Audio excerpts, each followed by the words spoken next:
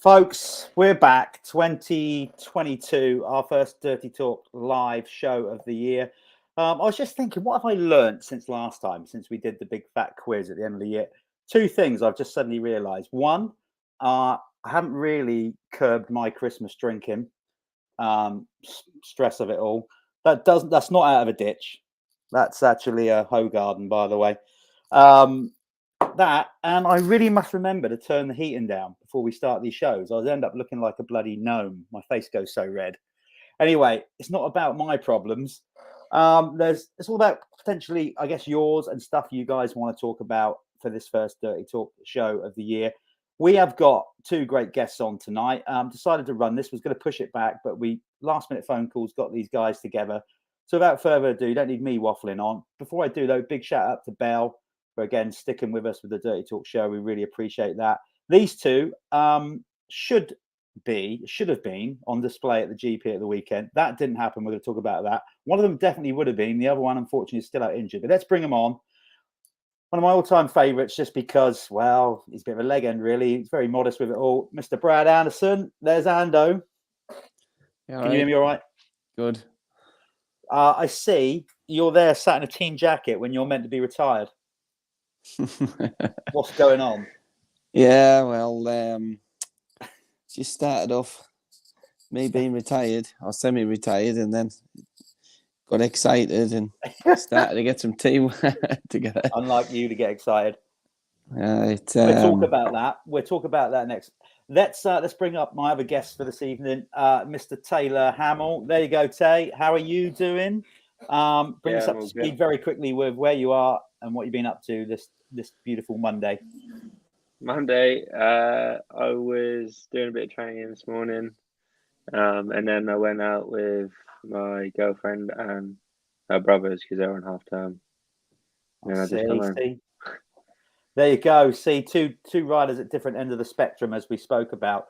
So listen, I'm going to quickly start with you, Brad. I knew this is going to be good because last time we spoke, you were like, yeah, it's time to call it a day. You know, spend more time with Vinnie. And then I haven't spoken to you much since then. And then all of a sudden I see a press release come out with the starting lists for the GP. And lo and behold, your name is on it, albeit EMX Open. So listen, what's happened here? What, was that always the plan, or you just probably thought, I'm not quite ready to really kick back just yet? The last round at the British Championship was down Landrake, and a lot of people couldn't get to that one to come and watch us. So when they announced the British GP was an EMX Open, I thought, what a good way to really go out and show the fans that last big ride, really. And then it just got out of shape from there. getting a bit more help, and then team clothing and Paul Bird helping us out. My mate Rochi, him helping us out more, and then I ended up with 2 Hondas, and I was ready to go. Well, listen, you're a popular man. I knew you struggled to knock it on the head, and I knew a load of people would be in your ear to try and get you back riding. So, have you actually taken it a bit more like casually this off season? You thought you were retiring, so did you stop riding? Have you carried on riding? Where are you at with it? Yeah, I stopped riding, but when I got Vinnie a new bike for Christmas, we were going to go up 10, and I thought, well, if I'm going up there, I might as well try and get a bike and do a bit of riding myself with them, and that's where it all come from. Ever since then, I've been riding every blooming bike. So, it's still in my blood. I love it. You know what I mean? It's just hard to stop riding totally. Obviously, train with Vinnie a bit, and then I still love riding, which that was what I was buying the bike for, but I've gone a bit extreme. Tell me this. The last year when you kind of knew that, we spoke about it briefly, that you knew that you were retiring, didn't seem to me, from the outside looking in and commentating and whatever, that you were still the same Ando. It didn't seem to me like you sort of thought, okay, I'm winding it down now. I know I'm going to stop. I mean, you race like Brad Anderson does right to the last race of the year. So is that attitude still with you going into this GP, or is it really a case of, look, go out there, stay safe, and have fun with it. I can't believe you're going to say yes to that. No, well, I've got everything in place, and my goal is to try and obviously get on the podium. Would be great. So there's no trying to keep safe. I'm going out there to try and do the best I can, and as I say, I want to try and get a podium for the fans and for all my sponsors. It'd be great to go out with a big bang at the GP on the podium. This is awesome. By the way, we're gonna talk about obviously the storm at the weekend and what happened there in a minute. But those of you that are positive enough to get to the GP, that were meant to be there this weekend, make sure you do go, and make sure that you get over the fences, and obviously make it a memorable, potentially last GP for Brad Anderson. I'm not going to say it is because I don't know you. Talking of that, sorry to rub salt in the wounds, Tay, but obviously you're not still in a position where you can rock up at round one for your team boss, who's also running the GP. So tell us, if you can, without giving too much away, if you're not meant to, where you're at with your rehab. Yeah, no, I don't have to hide anything.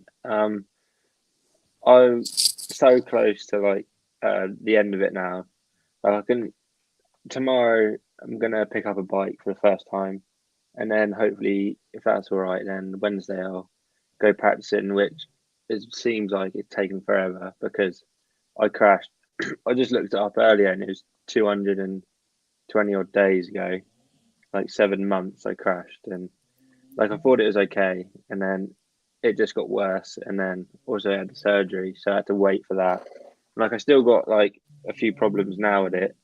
I can't feel my little finger, and I got some nerves problems in my hand, but it's going to come back. The more I need to get on the bike and start riding to strengthen it up, and it all come back. So yeah, it's been horrendous. The last 7 months, I felt like I was just going downhill, and then finally coming around. So, but unfortunately, I won't be at Matterley. I was just going to say, I don't see why not, Ando. Do you? I mean, he's picking a bike up on Wednesday. That gives him 2 days. Get it set up. What's the matter, Tay? It's only a GP. Roll out. I wouldn't even make the B group at Hampshire at the moment at this rate. Listen, I'm not sure if they do it at GPs. They haven't done it for a while, but maybe you could speak to Luongo and all those guys and see if you can do traveling Marshall just to get a bit of track riding in. Yeah, that'd be ideal. No, listen, obviously that's been horrendous for you, particularly being young. And I can't remember you having any major long-term injuries. I'm sure you'll correct me with that. What's the longest you were out with an injury? Tommy ACL. Just collarbone, so touch wood, I've been quite lucky. I haven't had anything major really. What about your ACL? How long did that keep you out for? Did you just man up and ride? I just did a lot of cycling and build the muscle back up, so it wasn't too bad, because a lot of people sometimes goes for surgery, and I decided just to try and build the muscle up round it, and it seems to work for me.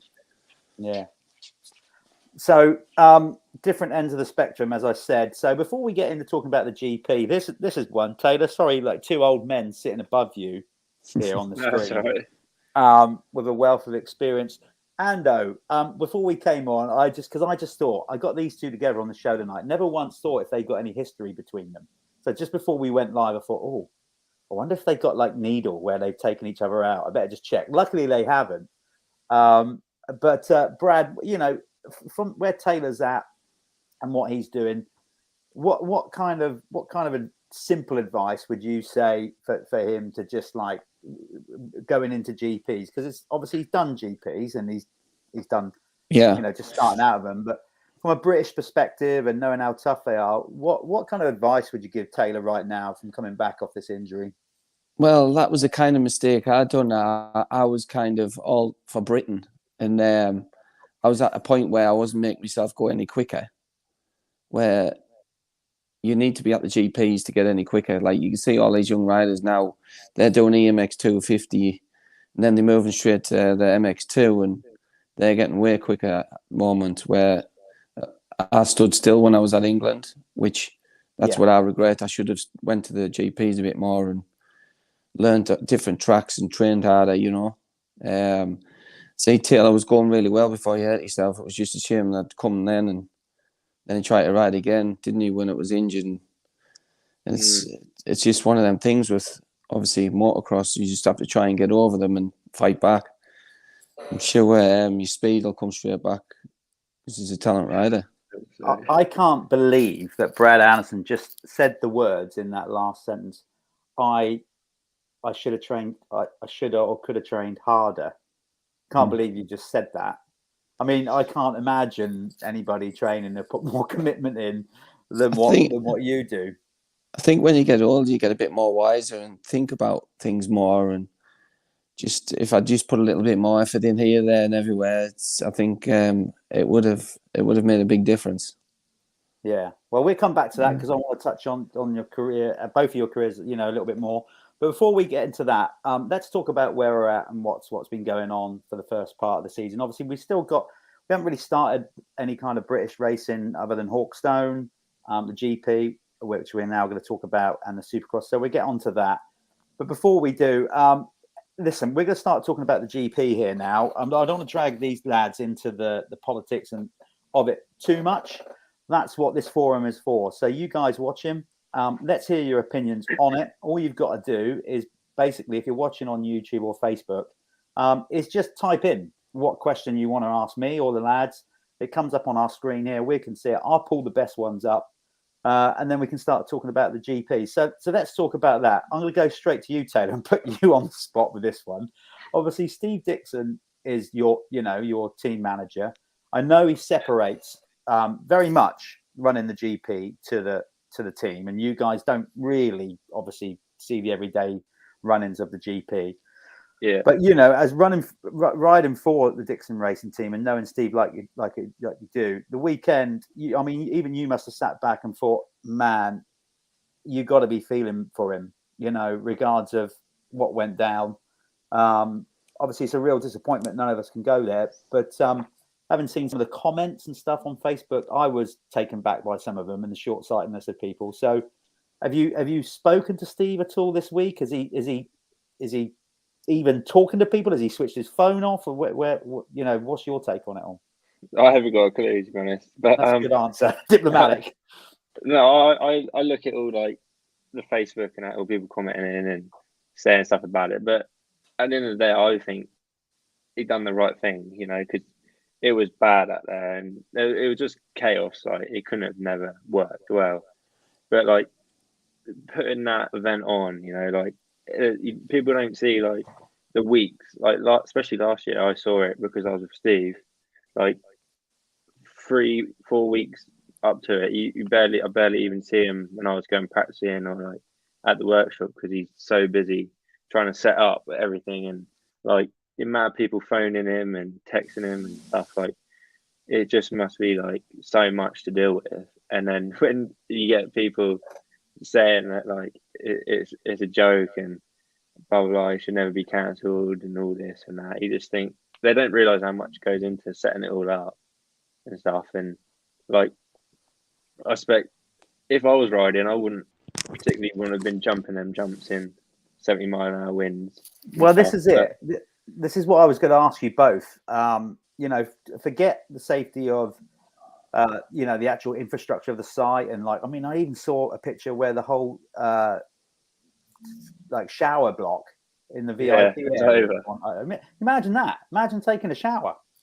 All of a sudden, you're in a tumble dryer, and then the complaints that Steve would get and how he'd be liable and all that kind of stuff. But from a rider's standpoint, surely both of you would agree that trying to go out there and race with those winds swilling around that bowl, particularly the fact that there's jumps in every direction. So it doesn't matter, no matter which way the wind's going, there's going to be a jump that gets affected by the wind, isn't there? So, hey up, Ando's gone. So we carry on with you here. Come back. Let's get on. He's got a technical issue. So but like them jumps, they're not small jumps either, and you're in a valley there, like sort of a valley, open space. The winds that would go through there is like all the jumps are different angles, so no matter what, you're going to get hit with the wind somewhat. And if you've got 40, say sometimes there's not 40 riders, but in the EMX there's 40 riders come up to the first jump, like what's going to happen? Like it's just so dangerous at the moment. Like they're so big as well. You've got to be 100% focused, and it just like you could ride in so much wet and rain. Like Hawkstone a couple of years ago, they ran it during that storm, and everyone got round, but there was no big jumps or wind. It was just you would ride in the mud. I think Brad would say that no matter how really wet it is, Yeah. you would get on and do it. But sometimes I think like the wind can be quite bad, especially up there. Yeah. Brad, where was you? Did you make it? Obviously, you had to travel from. Well, you live in Cumbria now, don't you? Not Yes. Northumberland. Yeah. Yeah, I made it all the way down. I was second waiting to get in from Van Orbeek, and it was horrendous. We got there Thursday night, and it was just, I thought my camper was going to tip over. It was that bad. Ailey got up at 3 o'clock in the morning for a cup of tea because she couldn't get to sleep, and she was scared in case we were going over. And we just had everything blown over, all the signs, security stuff, and it was horrendous, to be fair. Where was you then at that point in the queue? Where was you at the top part of the track, or where? Yes, we were right at the top where we had to go around the circle and park up. So it was Van Orbeek, me, and then Watson was behind us. There was only a couple of us there on the Thursday night, but it was horrendous. I was scared. Put it that way. Hold on a minute. There we go then. If that's a shining endorsement of how bad it was up there for those people watching it, that were probably upset that they obviously couldn't get in, do what they do. And obviously, you know, like I said, there were some comments, not going to name the names, because I don't know them and can't remember, but some of the comments I saw were just like, really? Are you for real? Do you have any idea of what it takes? And then, of course, obviously the red warning didn't come on until, what was it, like late Thursday? We knew there was a storm coming, but it obviously escalated pretty quickly to a red warning. So, as Billy's put there, you know, it's just mad. But this is what I would say. You just heard Brad Anderson say he was at site, like that Brad was scared, you know. And this is a guy who races hard and whatever. In a caravan, you were scared. Yeah, it wasn't. I was parked right near the security and all, and they were trying to keep everything cool. It was hard to go out because they wouldn't even let you walk out your vehicles because there was debris flying everywhere. They were fighting in case them trees fell down and stuff, and it was just it was a crazy time. I didn't think they thought it was going to be that bad. And everyone was saying, why is all the teams put all the awnings up? Why didn't they wait until they're blown over? But they didn't think, obviously, it was going to be that bad where they took the awnings down and blew the shower blocks over. And yeah, exactly. That was the bit I was made to see those trees come down as well. But you know, like somebody told me as well, I didn't make it there because I obviously saw the press. I was on my way down to do, you know, I was going to be doing the commentary with Roger and Paul. And then I obviously saw the thing about, look, we're closing the site, don't bother. So, okay, so I won't. But I've heard that people that were there, like they even, because obviously the bowl, never mind the actual wind. So it was even worse because it was kind of just like tornadoing around in the bowl. Well, we didn't get that far down, but if it was bad down, if it was worse down there, I would have been. It must have been frightening for them lot because it was really bad up the top. Yeah. Listen, for those viewers out there, we've had a few comments and we'd love to hear more of your comments on it, on whether you think, obviously, Steve and the team made the right judgment call or not. Us three here are certainly in agreement with that. Because, as we said, there's so much that goes on more to run an event that people realise. It wasn't a decision made solely by Steve. Obviously, you know, you had the police having to make a decision, health, you know, all the health and safety councils. It's not like you're running a barbecue in your back garden. Okay, this is one thing that people don't realise. I think Steve still wanted to run it. It was more the council lot who put a head to it. Steve obviously was failing for everyone else. We thought the weather was going to get a bit better. It got nice on the morning, Saturday morning, but I think after dinner time, the wind started picking back up again. And that's when they made a good call on, obviously, the morning that they were going to pull the plug and then try and run it this week. But then it's going to be hard because Latuke is on as well and Italian Championship as well. For some of the riders. I mean, it's not an easy decision for anybody. On top of that, of course, what people don't realise now is that as an organizer, Steve and his whole team, now they have to rebook people that potentially couldn't be there. Like security, Big all money. the catering, everything. All has to get so. Even security now, he probably has to keep security up there all week now for another week, and then he probably wouldn't have that to done. So all I can say at this point is, if you're a real fan, and I mean a real fan of British motocross, I know it might cost you some money to go down there and your hotels and all that, and I get that. Obviously, if you actually can't afford to get back there, then I totally appreciate that and understand that. But if you can, if you're a real fan of the sport, in the UK and trying to make sure that we keep a British GP, we should all try and get back there next week. You can argue about it being run in the time it is in February, but from what we can all make out, that was really the only option open to Steve, or there was no GP at all. So he's kind of damned if he do, damned if he doesn't. Yeah, definitely. So, well, hopefully they would all be moaning about, like, the same people that moan that about coming down again, and then it gets cancelled or they lose a lot of money. They'll be the ones moaning next year that there's no British Grand Prix. So, like, everyone just go down and watch, buy a ticket, and then hopefully next year it just runs smoothly again. But I would agree with that, Taylor. Yeah.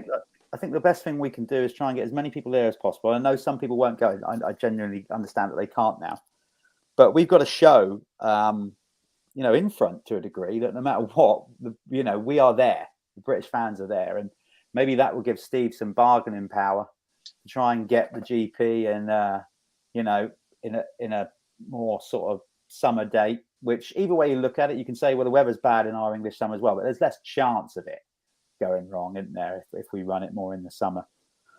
So so anyway, let's hope that happens. Taylor, are you going to be going to watch next week, or is that too much mental torment?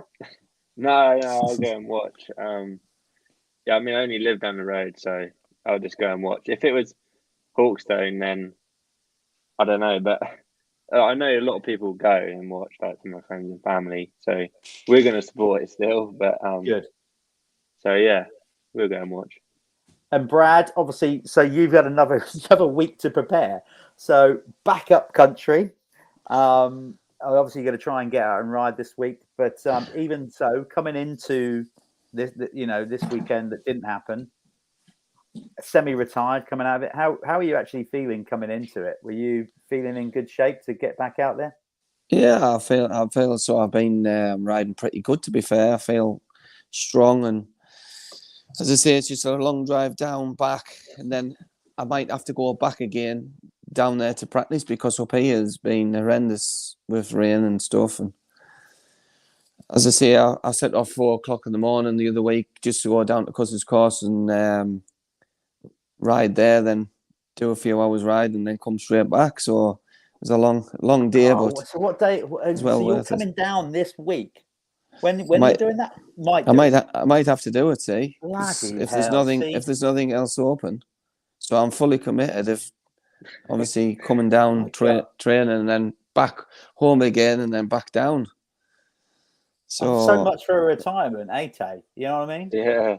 It's not. That's not the enjoyable part of it, traveling, obviously. But if you want to do well at the weekend, you need to put the effort in, don't you? Well, you do.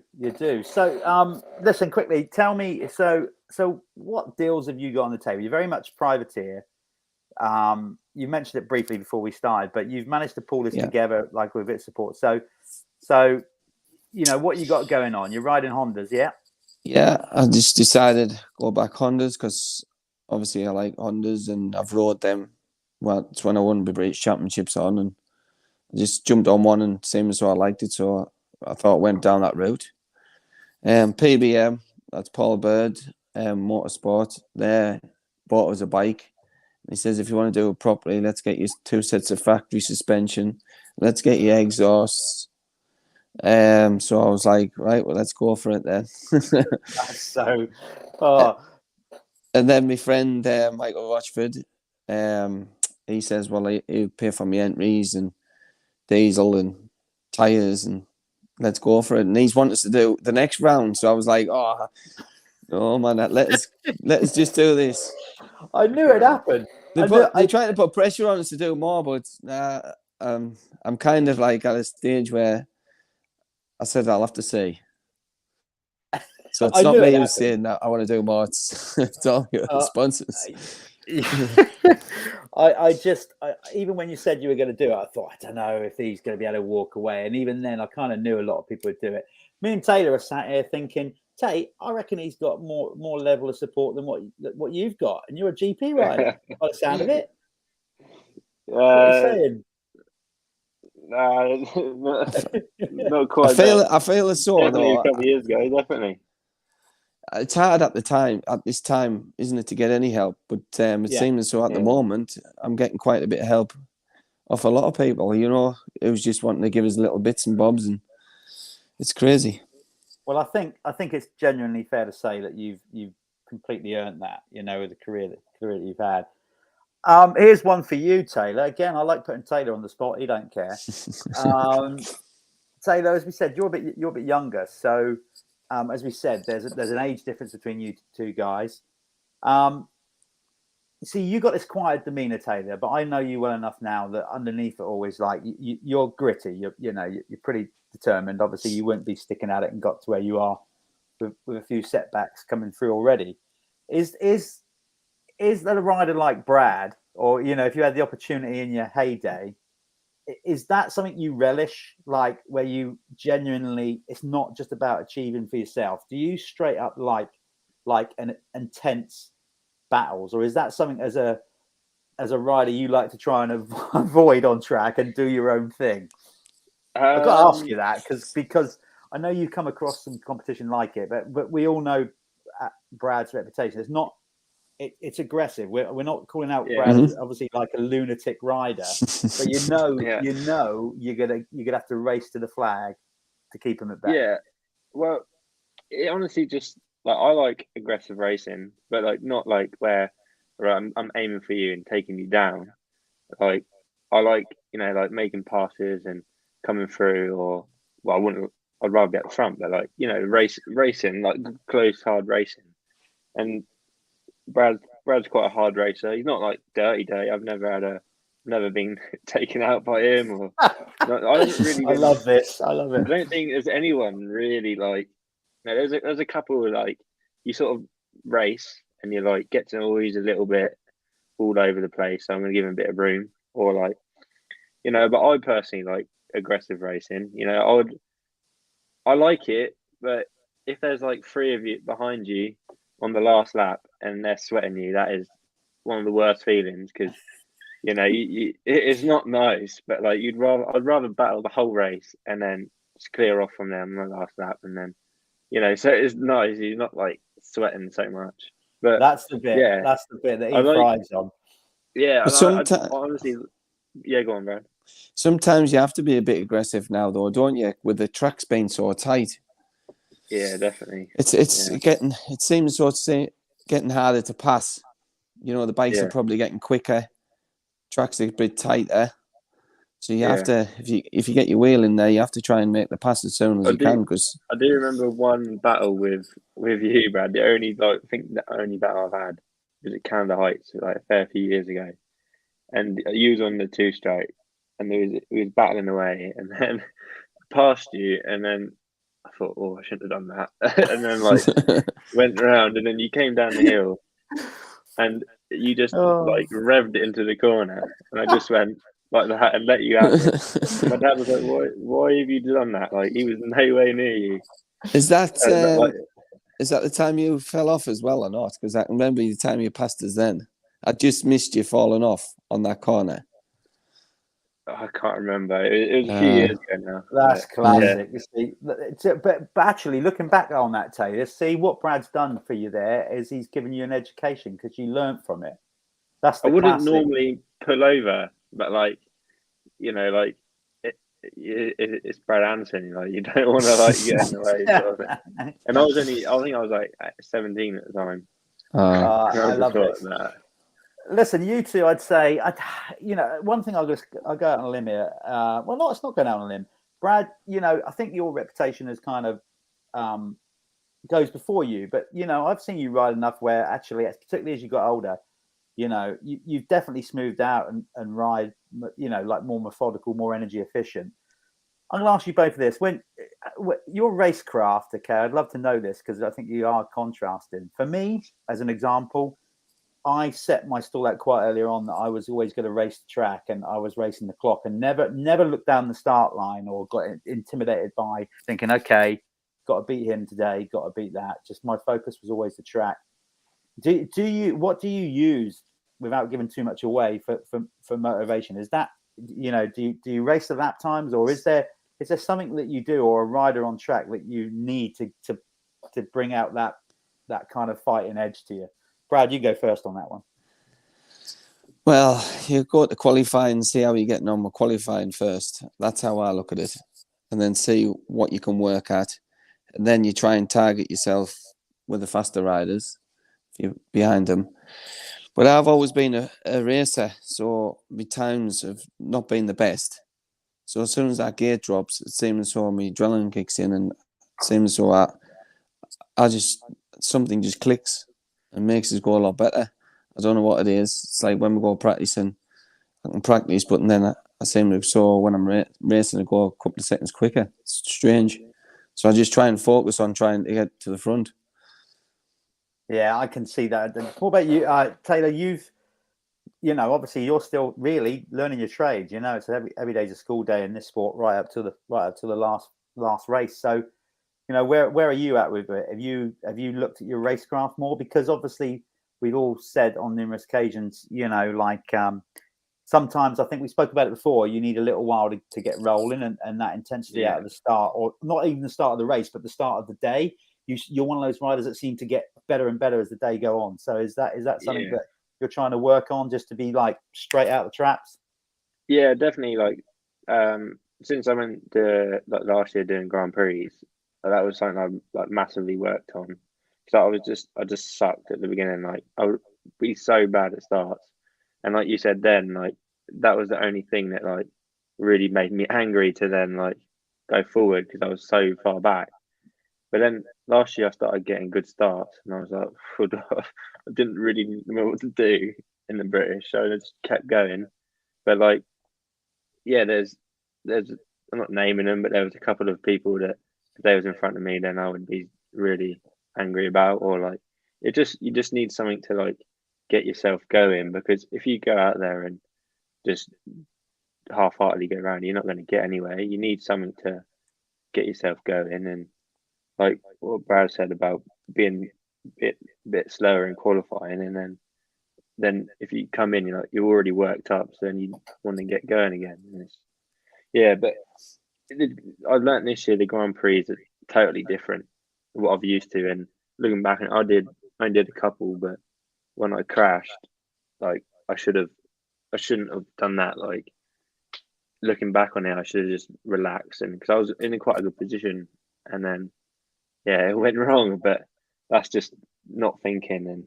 But Brad would tell you that's all part of the learning curve. Like I said, I think we all say about these days how Roxon, Hurlins, loads of riders have come through and won world championships real young, and I think everybody's just accepted that as the norm, and it's not. I think the average where you kind of peak out from most riders are your mid to late 20s, because you're then getting your fitness together with also the experience. So, and Brad would tell that. I mean, Christ, what are you now, Brad? 83? I think you're what are you, 10 years older than me?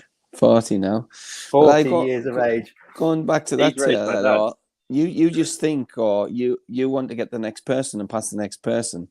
So if you just sit and relax, you're not going to catch that next person, are you? So it's a hard one to say that. Yeah. I would still go with it and go for it, for the next ride, and keep your speed up as fast as you can. I wouldn't try and relax a bit more. It's maybe just you've made a mistake, Yeah. Here's one. I think it's a great question. Obviously, Taylor, go careful how you answer this one, because you're still under contract and you're doing what you're doing. But, let's say if you wasn't riding for Steve, what about the Fanatic two strokes seem to be that they seem to be ripping at the moment. If you was Taylor, if you had no ride, surely that's something you'd consider, wouldn't you? If I had no ride, I would take anything. Right answer. Right I would. answer. I wouldn't care less. I'd just go for it. Because Oh, I couldn't afford to do it. So yeah. if I'm having fun on it and that was the only option, then I'd definitely do it. Yeah, I've never rode a 2-stroke 250, but like that Lapucci, he's going well on one, and it sounds nice. It does. So yeah, there was one guy actually out in my field the other week riding one, and I thought, oh, that sounds good, fantastic. Yeah, Ando, careful how you answer this and what you wish for, because at the last somebody round, might see this and you might be a factory Fanic rider before your retirement even got going. At the last round, me and Bob were talking, Goggle Bob, and asked him if he would go and ask Maddie if I could have a go of it just to see what it was like. And Bob went and asked, and he said, "Yes, no problem. Come back in an hour." But obviously, they just won the championship, and there was all sorts going on. And then he said, "Come back. You can test it in the morning." So, because I waited a couple of hours with my gear on, excited to go and try it, and then he said, "Come back in the morning," but it was a rough night, and I didn't get in the morning because it would have been a good test. Fantastic to see what it was like compared to mine, but as I say, I didn't manage to get there in the morning. And I love that. It was a rough night. Okay, we'll leave that one. We'll leave that one at that. So that's a one I missed out on. But I think there you go, scoop. I think Maddie would obviously, if I went back and seen him, he would let us have a test ride when I was a bit better. Not rough. Maybe we might see you on one day when you're not so rough, but enjoying life, as it were. Can't have too many regrets, Brad. Listen, we've all had the privilege of racing at British GP. For those of you, obviously, that haven't and maybe never will, I don't know. Just trying, because I'm trying to get obviously people into this whole thing of getting back to the GP and whatever at the weekend. So from a rider's perspective, I stick a microphone in front of you guys at a GP, since I've been doing it with Roger and Paul. But what difference does it really make to you? I mean, because for me, it's such a memorable experience, and you do kind of ride that adrenaline all weekend, no matter how many GPs you do. Obviously, the first British GP is always something special for a rider riding your home GP, but just trying to explain to the guys that never had that feeling what it's actually like when you've got a GP weekend, a home GP. Taylor, you can go first on this one because you've experienced one or two now, and you've been young doing it as well. I've done apart from 2017, I've done them all from 2013. I've done 13 to now. This has been the second I missed. But yeah, I don't really know how to describe it. It just gives you an extra lift, an extra boost, really. Like when you come over in the pit box, it just makes you a bit more confident in I want to do this. And then all my friends and family are over the other side watching, and they got a big 575 board there last year, and all them things. I took my girlfriend's mum and dad first time, so I couldn't be bad. I had to do well, and it's just a fun. I look forward to it the most because I love the track. I love everything about it, and I really noticed it because we had Matterley, and it was my first Grand Prix really, and then did well, and I was like, that was sick. I want to do this forever. And then the next weekend we went to Italy, and they're calling out the names of the riders, and when I was sat in the pit box, obviously not as hyped up, but they're going through, and then they get to the Italian riders, and they're all flares go off, and you're you shrink down a little bit. We don't shrink down, but last weekend that was for you, and now it's not. But it's cool to see. It just having a home Grand Prix, it just makes everything better.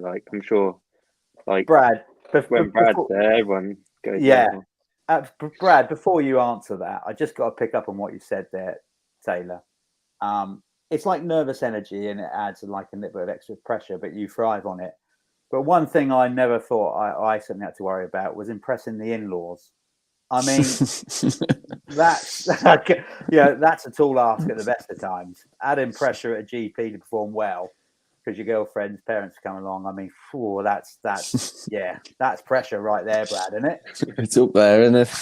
Isn't it? Oh dear. You obviously done that, Brad. You obviously been with Haley a long time, and you with Vinnie and everything. So all that, that's cool. But from your standpoint, atmosphere for me is awesome. Well, yeah, for you, you've picked up this kind of British Bulldog tag, obviously, because you've had Rocky and the dogs and everything. You literally have had British Bulldogs. So it must be a British GP, the amount that you've done down the years, a real special event to look forward to.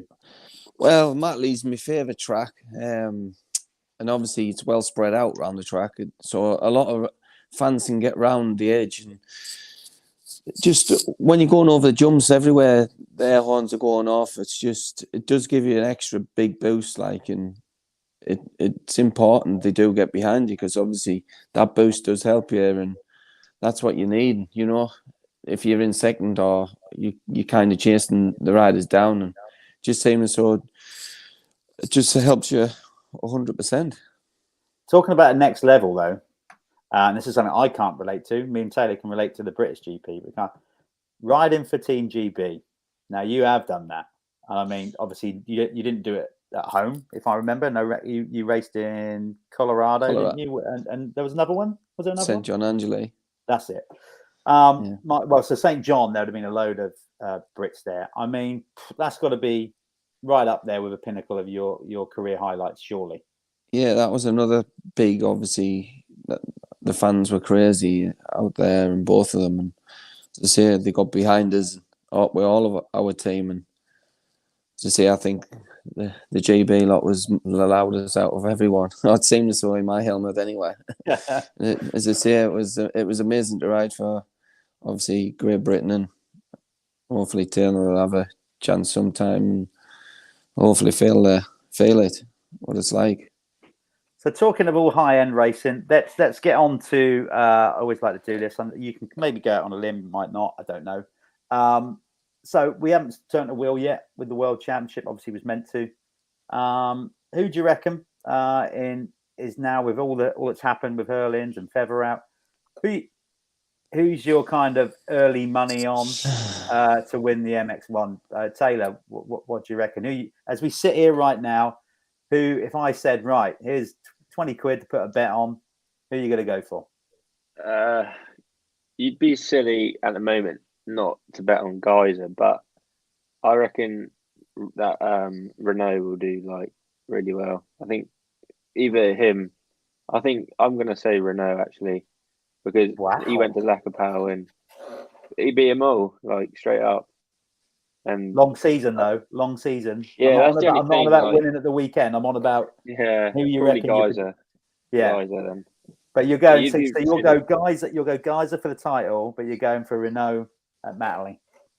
Yeah, definitely. Bad shout. Ando, what were you putting your money on? I know you. Well, I was going to say this Geyser and Renault, but it all depends if it's wet.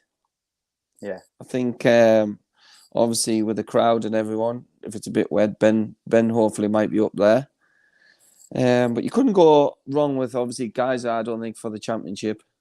Obviously, it all depends how long Hurlins is going to be out for. Because as he missed 2 rounds last year, he still never know. He could still come back and still win it. It all depends how long he's out for. It's a shame. It's a shame that obviously Federer got hurt, because he was going fantastic as well. So at the moment, it's made it interesting. It's wide open, I think. It's good though, isn't it? It's great in that respect. MX2, for me, obviously, it's that could. Taylor Hammal to come back after missing 3 or 4 GPs and win them all. But I guess again, you've got the usual Vial and maybe Geertz as well. But it's still going to be good. That's what I love about it. Obviously, it's it's unpredictable. Just want to get it up and running this weekend, so I'm looking forward to that. I'll only be there on the Sunday, unfortunately, because of the date change, but be cool in the action with Rod, so that's cool. Now, you two, do you do the regular thing that we all do? Get up on a Sunday morning, or do you stay up and watch the Supercross? And if so, what's your take on it? And what's your take on it currently with that? Who do you reckon is going to do it in the 450 class? I think Anderson. No, just not because of the name. Oh yeah, he's on fire at the moment. It's interesting though, because you're seeing he didn't go so well last year. Now he's changed bikes. He's upped his game. Where I would have said before it set off Roxon, but now I think he's lost a bit of interest, and I don't know what's going on there. Sexton's going really well. It's just a shame that he's crashing a lot. But my top three is Anderson, Tomac, and Sexton. Like, good bet. I'd pretty much call the same as that right now. Are you going to say something different, Taylor? No, I'd say Anderson. So he's riding well, right? Yeah, definitely. Yeah, he's got it going on. Supercross though, from your perspective, the pair of you. Obviously for us Brits, it's a hard thing to get into. Following a career in motocross is probably the more sensible path. But we've had a couple of Brits obviously going out there and trying it. What's been your take on how well, like Dylan Walsh, Dylan Woodcock, but Joe Clayton now doing the East Coast. Of course, didn't quite work out for Brunel. But it seems to be like more of a potential thing for British riders. Do you think that's a good thing, or should we be doing more to keep them at home? I think every one of our riders who go over there, it's difficult, isn't it? Because the whoops are a lot bigger and stuff. I think that's how you see a lot of the riders injure themselves. You've got to get that. He's got to come on in a minute. Was that Vinnie? Yeah.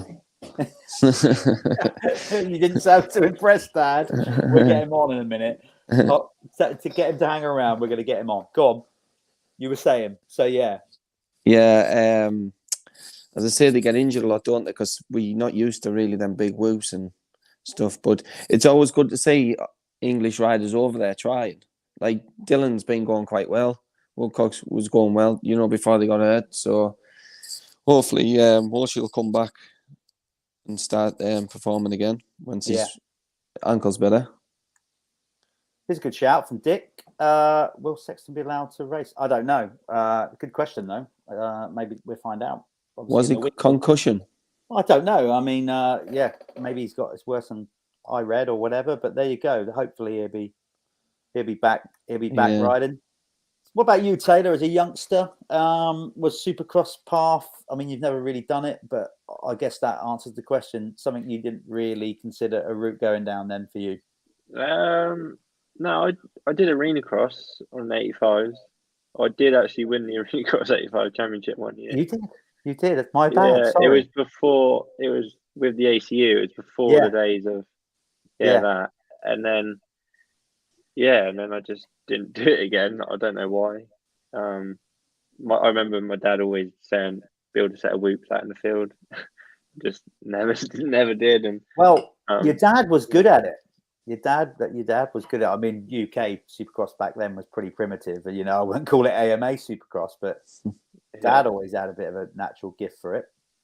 I don't ever remember going to watch Supercross with Dad, but I was going to him. I don't remember what it was like or anything, but like he tells me stories of like him and Paul Spagagna, stuff like that, doing the Supercross and how it's different now and stuff. But yeah, I'll stick to motocross. I think it's just it's lethal. There's no chance I'll be in the arena. Well, you've got as I said, you've got a great opportunity. Unfortunately, injuries haven't gone your way just yet, but you'll get yourself mended up. Sounds like you're not far away and can finish off this year pretty strongly. I know obviously that's your future, Taylor, as in regards to just concentrating on GPs and having the best year that you can. And then obviously where that rolls on from there, the better you do, the more chances of deals, and maybe staying with Steve will stay on the table. And having a job. Having a job. Hopefully you can stick in the sport, and because we won't cover that ground as we'll be here for hours, but the fine margins of making it as a pro and not it for a UK rider are pretty hard at the minute. But Brando's retired. He didn't go then and go and work at a garden centre or, like on the checkout at Lidl. He's back in the game. Now, I said to you earlier on, Brad, before we came on air here, that I can see I've got a Mystic Meg Bull, I'd probably be way off, but I can just see Team Anderson written all over it, the future here. You've now got son Vinnie riding. You and Haley have obviously been a partnership for ages. Father and son riding, is that like seeds being planted for a Team Anderson further down the line that will end up being you be team manager, your son's riding, you're bringing other riders in. I mean, you've got a wealth of experience, so it would be nice to do, but as you say, it's getting really harder to do and harder to find sponsors like for the younger generation. But if there was help out there, and it'd be nice to pick a few riders in each class and run a team. See, here we go, Tay. See, it's there, isn't it? I've got to bring something up here, and I said I wouldn't do this, but I'm going to do it regardless. I had a message. Oh, let me find this. This is good. I had a message from your better half, Ando, when she realised that you were coming on. She said, "Word this how you like," which I will. I won't say exactly what she's put here, but basically, she said she can't believe how long your retirement's lasted. And she obviously, it's amazing now that you're all together, as a team and with Vinnie riding. So that's all cool. But what she basically said, could you ask him, as we've been to Skimp for 9 years and not be able to afford a new kitchen, how come we keep getting a load of product and parts arriving at the house now? I thought he was retired. So sorry to drop you in the doghouse, but when are you going to get this kitchen done? Well, once you get the bug for getting some bling on your bike. I tell you what, maybe I shouldn't have done that. That's more important for this weekend, having the bling and having your bike set up than the kitchen. The kitchen can wait. The kitchen's still in working order. Yeah, so there's no need to change it. No. Maybe she wants some bling in the kitchen, but to be fair, you can concentrate on the kitchen when you really, really are retired. But I will go on to say that Haley says, this is where this all gets romantic here. She basically said she couldn't be prouder. The fact that Vinny's now racing, you guys have been at it, racing for 20 years, and she's incredibly proud of you both. So there you go. Team Anderson is not going away in a hurry. Where's the boy? Let's get him on. Let's give him an education on media. Vinnie, or how not to Vinnie. do it. Taylor, this could get out of hand. You might have to dive in and relate to a younger audience. Crazy. It's crazy. He's coming now. He's not going to listen to his dad, Taylor. And he probably won't listen to me because he probably thinks who's that old. Hi. You're right, Vinnie? Yeah. Good to have you on. So listen, Dad's meant to be retired. What's happened? Have you forced him out of retirement? Have you said, come on, Dad, get back on a bike? No, but he's been waiting for 9 years to stop. But every year he just loves it more and more, so he's never stopped. And what about you? Because you seem to be going well, already up the sharp end, winning races. Is this something that you want to do, following Dad's footsteps? Yeah, definitely. Yeah. Do you keep on racing and try and be pro? Here's a killer question for you then. I think I know the answer, but you might shoot me down in flames.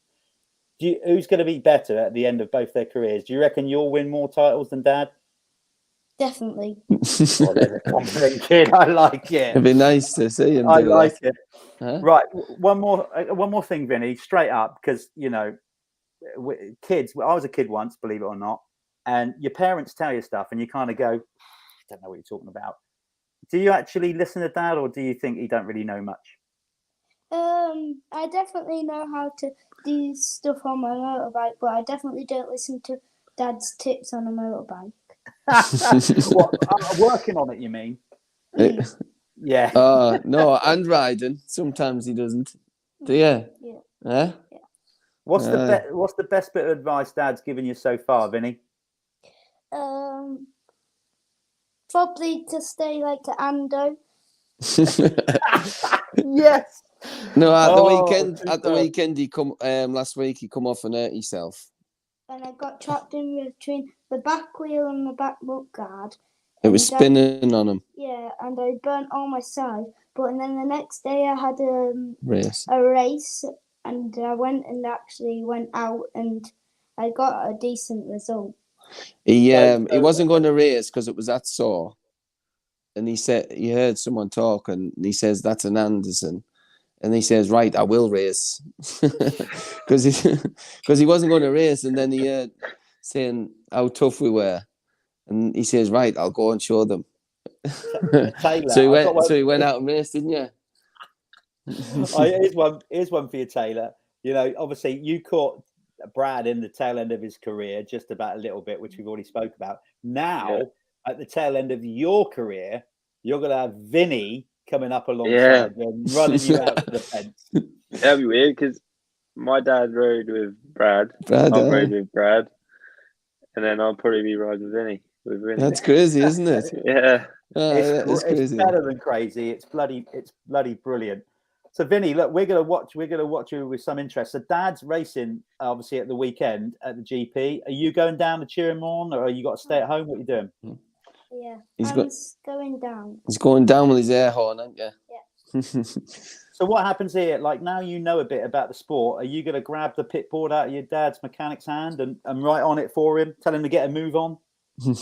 Probably not, but I wish. He'll give Chris a hand, won't you, and tell him what to write. And what's it like? With Mum? Obviously, Mum work. You know, she keeps you both in check, doesn't she? You know, she rules the roost, really, doesn't she? Mum's the real boss here, isn't she? Yeah. She's chief cook, isn't she? Yeah. Well, look, Vinnie, I've got a sneaking suspicion. I already have just spoke to you, but down the years, I'm going to be speaking to you a lot. We're getting you on this show, as you. I'm sure. I'm pretty confident that you're going to have an equally good career as Dad. If your dad's got anything to do with it anyway, you'll definitely be involved. So look, take care, keep up the hard work. Listen to what Dad says. Thank you. See you soon, Vinnie. Take care. Oh, one more thing. Have you got, Vinnie, very quickly, have you got any homework you should be doing? I don't really do my homework. Fair play. There's a motocross rider right there. All in. So listen, fellas, it's been great having you on. Could talk for hours, but we all know I can do that. So we'll do this again sometime. Taylor, I mean, Vinnie, I'm definitely going to keep an eye on Vinnie's career. Brad, I mean, we need to review this as we go through the year, because let's be honest, you're not retiring yet. As much as you think you are, you're not. I get pushed into it. Yeah, like about the only time you can push Brad Anderson around is convincing him back to ride.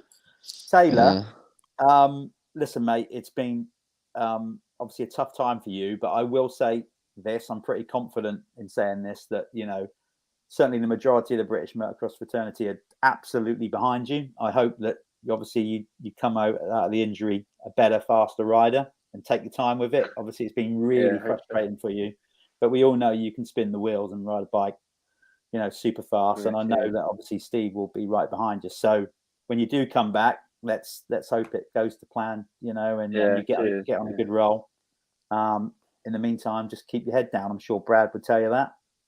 Exactly. And, exactly. Yeah. Just keep on training hard, and you'll be back in no time. Get on that bike. You might be racing at Matterley. Yeah, that's what we said. You know, I don't see what the problem is. You know, he's got the all clear to ride. What was it, yesterday or today? Yeah, the best exercise is riding. Say again? Yeah, I went to hospital last Thursday, and good to go. Fine. As I said, get out there. Adrenaline will get you around. We'll all cheer you on. Yeah. Exactly. No, don't do that, obviously. So, Jeff, you're going to get behind us, are you? Yeah, absolutely. I am. The only issue I've got now. It might be early Sunday morning. Yeah, no, that's fine. Obviously, originally, was good to do the commentary for both days, but now due to prior engagements, I can only make Sunday now. So I will be there on the Sunday. Rog will be holding fort on Saturday because you've got a race on the Saturday, right, Brad? I think it's going to be one Saturday and one Sunday. Yeah. So, I think. but certainly I'll be there Sunday morning on the mic with Rog, and we're doing all we can to whip up the British interest. The crowd. Well, you've got to be There's a lot impartial of at your home British team. riders. Well, of course you have. You can't. You know you're commentating to predominantly a British crowd, so I don't care if everybody else does it, all the other countries. So yeah we'll absolutely be ramping it up, particularly as, of course, I know how you react to it. Secondly, it could be the last time we see you at a GP.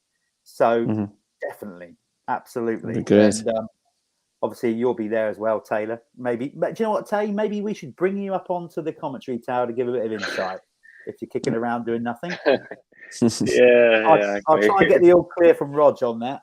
Sure. I'm terrible on the mic. Terrible. No, you're not. You just sat through an hour of a show, no problem. What's the difference? Yeah, I'll give it some shout outs to the British riders. Yeah, local rider. But look, I appreciate your time, fellas. It's going to be a good season ahead. Brad, honestly, whatever goes down this year, whatever races you do, it's just great to have you kicking around at the races. And I'm joking, but I'm not joking. I really do hope that you stay in the sport and fall into some kind of job in the industry. And I'll be doing obviously Fox Hills and Farley on Steve Clitheroe's bikes. Yeah. So I'm already in for them. So that'll be a great one. We've got a little race as well that we've still got to. Obviously, what we spoke about. We're going to do this. Four Nations Cup: England, Scotland, Northern Ireland. That'd be great. Yep. So we got to announce some more plans on that soon. So that would be good. Yeah. But yeah, fellas, I appreciate the time. Some exciting racing coming up. Yeah. All good. So listen, guys. Again, thanks for your time. I will see you both at the weekend, and I really, really hope, for those of you that have been watching and live in the UK, that you can get there at the weekend and find the money or make amendments, obviously. And I know it might cost you money first time going down, but we've touched on that, and it was totally the right decision to do. So let's get behind Steve and try and make sure that we keep a British GP on the map, basically, on the calendar. That would be cool. Right, fellas, you better go and get Vinnie. You better go and do Vinnie's homework then, if he's not going to do it. No, he shows me how to do it. The things they do now, I don't know. It's ridiculous. Don't make any sense at all. I don't know what they're teaching them. No. I don't know what but all right, then I'll see you at the weekend then, boys, right? Will do. See ya. Cheers. There goes Ando. See you later. Bye. Yeah. Ando, Taylor, always a pleasure, mate. Thanks for your time. And I'll see you there at the weekend. As I said, maybe drag. Listen, I'm not going to be there on Saturday, so maybe you need to get in there with Rog as the coach. Oh, I don't know him. So, but anyway, I'll get out there if you want. He'll be there anyway. Hopefully, you'll be there signing autographs and doing what you got to do. So that'd be cool. I'm not that factory. Yeah. What do you mean you're not that factory? You're riding for a GP team. What on earth are you talking about? I'll just go and watch. Start getting used to it, kiddo. You made the grade. You just gotta, hopefully, get over these injuries and show people why you deserve to have that ride. You'll get there. Yeah. Keep up the good work, mate. Right, thank you, Taylor. I'll speak to you soon. See you later. There he goes. So Taylor's out of there. Thanks for tuning in for just over an hour. We weren't going to do this show. We were going to wait till next week, but I figured, hey, let's talk about the GP. Get these lads in, especially with Ando riding. And we're going to come back next Monday. We normally leave it a few weeks between each Dirty Talk show. But obviously, after Monday, there'll be a whole GP to talk about. Fingers crossed. Dread to think it would be called off again. I can't believe that would happen. The wind should have died down by then. And obviously, Steve and the whole team there have got a mountain of work to get through this week. But let's get ourselves down there. Try and make it another memorable British GP for all the right reasons. I'll be there, as I said, on Sunday with Mike with Rog on the mic. Trying to whip you lot up into a frenzy, particularly if we get runners at the front like Ando, and we've got a lot of British riders in the EMX 125 as well. We've got a real good shout in some of those races, and of course we've got Conrad in MX2 and Ben in MX1, both capable of winning races. So let's get down there, make it a good one. Thanks again to the guys at Bell. I'll see you next Monday. I might be a little horse. I don't mean like a little pony. I meant in the throat. Crap joke, I know. Obviously, the beer's worn off. And that's it. See you next Monday, guys. Have a great weekend. Hopefully see most of you at Matterley. Until then, stay safe. See you next week. I'm out of here.